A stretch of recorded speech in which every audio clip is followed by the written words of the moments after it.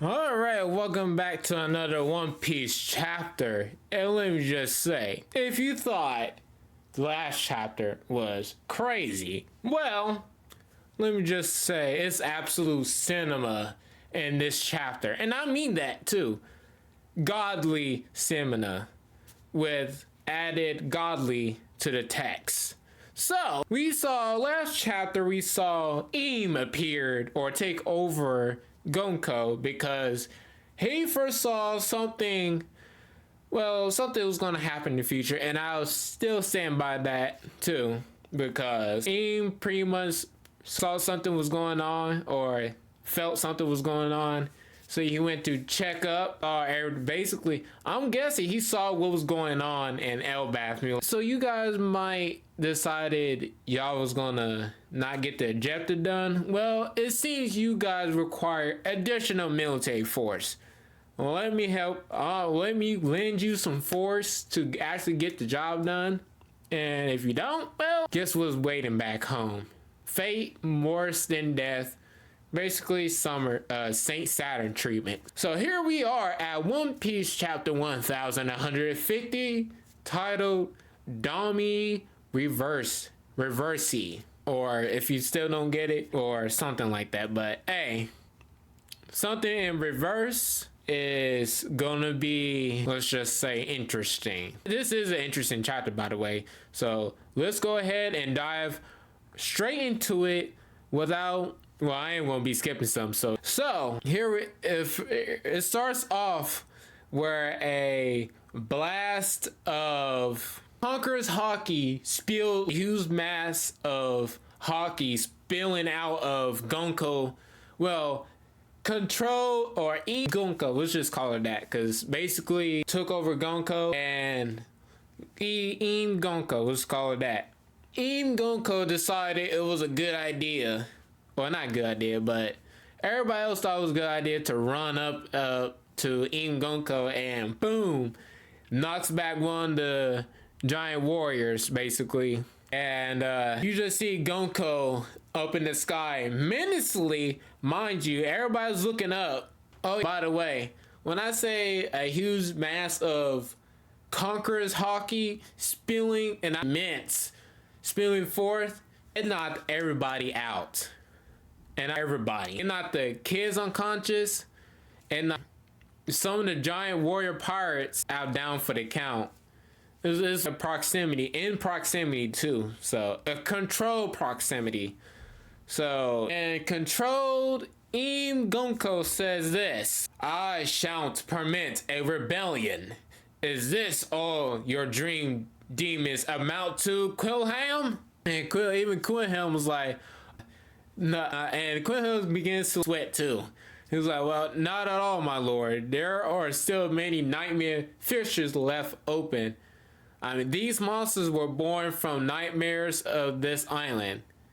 And he's basically said, if I wanted to, they can keep coming back. I can make them keep coming back regardless.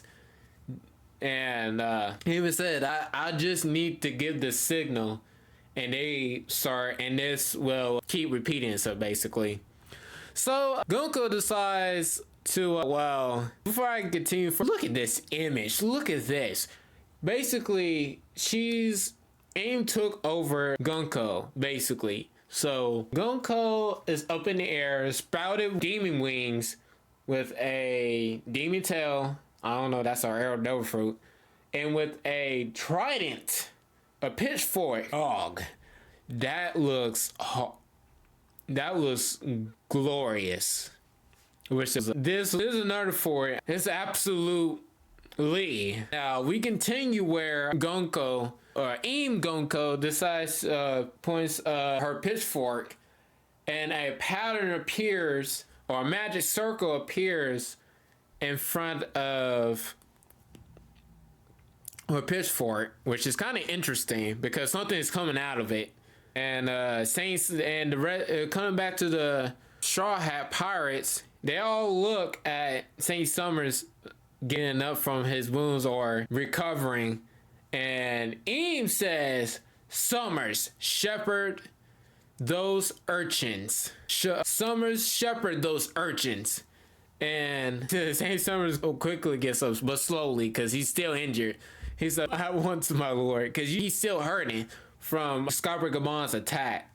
And basically, Robin says this in front of everyone, and that's why I'm wondering where everybody is too. So she says, "Where the hell Luffy and the others at?" Basically, because we need them right now, because we don't know what is going. Oh, we don't know what's about to happen, but we need them up here because we need the extra firepower, especially Luffy, Zoro, and Sanji. I almost forgot, but we need them up here because it's starting to get urgent right now. And Nami says, "Well, Luffy are basically with Harujin and the rest in the realm of the dead." So to visit Loki. So, and again, Robin starts to free herself, but I feel like she's doing more harm than good because that's still inflicting her with damage. Now, Eve says this to Saint Summers: "It is imperative that we establish a suitable authority, one capable of striking a proper ransom for those adolescents." And even Summers says, it's just as you say, my lord. What do you do with a country that has no king?" He was saying in his breath, it's like, "Damn it, come on. Oh, you injured me so badly." But Dory and Bragi and the rest of the giants come towards Im Gonko and says this: "Blue Ogre Dory, Red Ogre Bragi, I command thee to claim dominion of this island. Henceforth you shall reign as the kings of Elbath." And Bragi and Dorian Bragi does not have none of it. And let's just say Bragi says, "Oh, to hell with it," and grabs Gonko in his fist and, "Yo, I'm about to crush you. It's you and this is all your fault." However, Gonko, let's just say, pops her. I'm guessing, don't know how she got her hand out, her arm out there, but her hand, she spills forth a demon book or a magic book. What's called a demon book? She spills out a demon book, right? And well, the pages starts flipping and the book is open. And while Bragi's talking, not seeing this, well, he's about to find out what's about to be popped, all right? So the book spills out of the pages a double barrel shotgun. Yes, a double barrel shotgun. Or a pistol. Well, I would say a flintlock, but I'm gonna call that a shotgun because this is basically a. How can I say this? I want to say a rifle, not a rifle, but a 7.25 from Call of Duty. And Bragi says, "Don't. That's a crazy talk. This is our homeland. You don't call the shots here." Funny how he said that because Im Gonko says it would be intolerable to leave this matter unsettled. So, but before she uses it, a dagger also pops in and he stabs Bragi's arm to loosen his grip, and she flies up and she put, I think, both hands onto the trigger. Ain't this scene a nostalgia, right? I'm getting nostalgia from some anime, right? But she uses the double barrel shotgun and blew Bragi's arm off, and completely off. Like that hand is not gone, but she shot it, or he shot it off. Basically, now accept my ungodly power. Boom, shot the hand off, and there you go. And everybody looking at it said, "Ain't no way she just did that to one of our captains." He basically blew the hand. They all saw it. The hand got blown off, basically. And everybody's shocked. And then Gonko says this: "Thou shalt cast aside thy lifespan for a body unyielding to death. Under Mu's dominion, thou shalt be granted unprecedented strength. No longer shall thou be bound by reason nor by common sense. Becoming a demon is surely pinnacle of existence." I think that's an incantation if you actually dive into it, to what he's saying, because a magic circle pops up in front of, that's in front of Gunko's hand, and a circle appears around Broggy's, under Broggy, and he's like, "What the hell?" And Ian Gunko says this: "A concurring demonic contract." And one of the drawings says, "A demon? What is she trying to do now?" And all of a sudden, something pulls on Broggy, pulls him down, trying to drag him down. And Gunko does this, and I think she's like that. So she does this, and boom, basically, and says this: "Dami reversi." And also, there's a caption, kanji reads as Black Dominion Reversion, basically. So in the endscape, or at the end of the day, she basically flipped. It's basically, how can I put this? Yu-Gi-Oh terms. Basically, she changed of heart Broggy, basically. Yu-Gi-Oh terms, change of heart Broggy. She that's what she did. So she flipped. Oh man, that's a whole new another video I gotta do. She flipped Broggy from light to darkness, basically. So, or she flipped Dory and Broggy, but Broggy does Dory also gets caught up in this too. So that massive magic circle, other giants got caught up in that, and Dory was in the vicinity of that circle. So, and basically Broggy got turned into a demon. That makes me wonder too. So you're telling me that team has the power to flip some, basically change of heart, Yu-Gi-Oh term.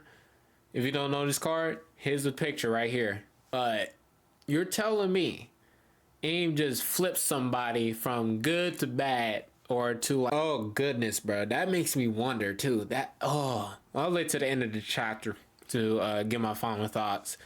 But Broggy ends up attacking his own allies, long story short, and Dory somehow got caught up in the middle. Now, they both say, "All right, let's go kill Gerald. Come on, you bastards," basically. And then the other giants, mind you, these are big. They are huge. I think they got bigger.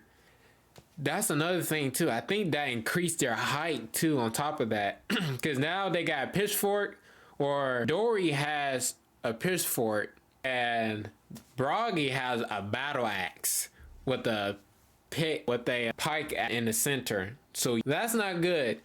And in addition to Dory getting hit with the Omni Reversi, or Dominion Reverse, other giants did too. And then one giant said, "What, you guys too?" So just AIM Gunko just looking at this and was like, "Do my bidding. Now go for it." And one of them said, "This is the true power of Elbaf. It is now not without merit." And at the end, "This nation shall not be laid to waste. It is to be ruled. Let us bear witness to how they serve in the crucible of war." And one of the giants says, "Well, Elder Lord Gerald, you have to run away, because this is Dory and Broggy have gone rampant, and that woman did something to them. They are demons now." Gerald said himself, "Warriors do not know the meaning of the word run." Chapter end. And final thoughts. I got to say, never thought AIM, of all people, would flip two people from good to bad. What did it called? Dami Reversi, which was the title of the chapter, is AIM's move. Now, don't know if this is permanent or it can be switched back, but Black Dominion Reversion is what the kanji reads. I'll put it right here. But ooh, man, this is an interesting chapter. And you know what? I'm pretty much after the Egghead arc, once they're done with the Egghead arc and the anime, we're gonna get to Elbaf and the anime. This shit. This is gonna be interesting too.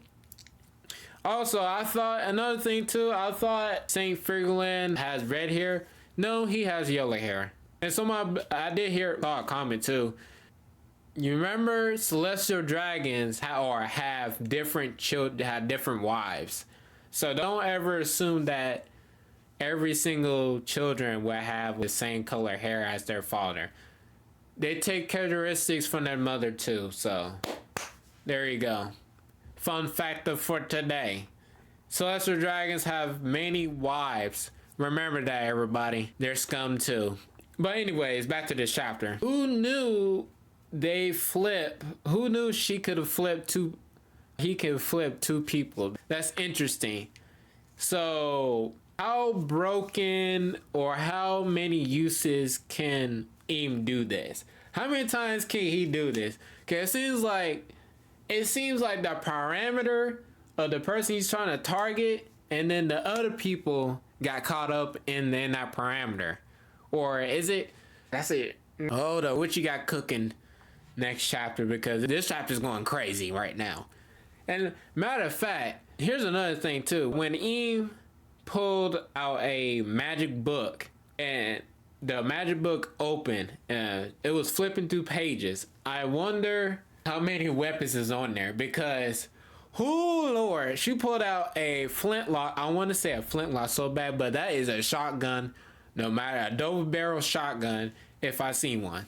And I'm gonna call it 725 because, oh man, one boom just blew off Broggy's arm, or not arm, but hand, just clean off. Shoot, she spawned a gun that looks like a powerful gun too. A gun, a dagger. I wonder what else is in there, because it can't be just one gun or a dagger in that, right?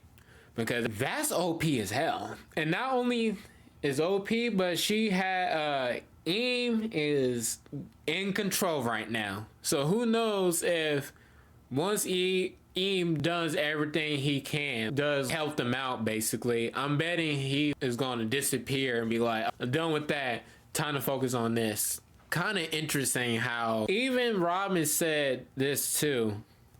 Where the hell is Luffy and Zoro and Sanji and Harujin and the rest of the giant warrior pirates? Because we need them up here immediately. Things are getting hectic. And Nami even told the rest of the crews, well, they went down to see Loki and free him, or at least convince him somehow. But I'm surprised they haven't been back up yet. But if Scarpa Gabon is falling down towards where Luffy and the rest are, that might signal them as like, oh shit, something must be going on up there. Because ain't no way the left hand of the king of the pirates, Goldie Roger, got beaten down like this. Literally.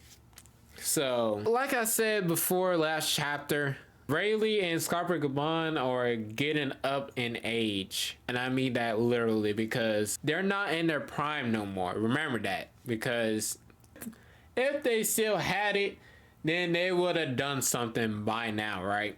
Would have supported Luffy in some way. Even Scarpa Gabon last chapter says, well, shit, I'm still rusty. And it took a amount of speed and effort to get to where his son is, but hey, it happens to the best of us, right? So that's not good.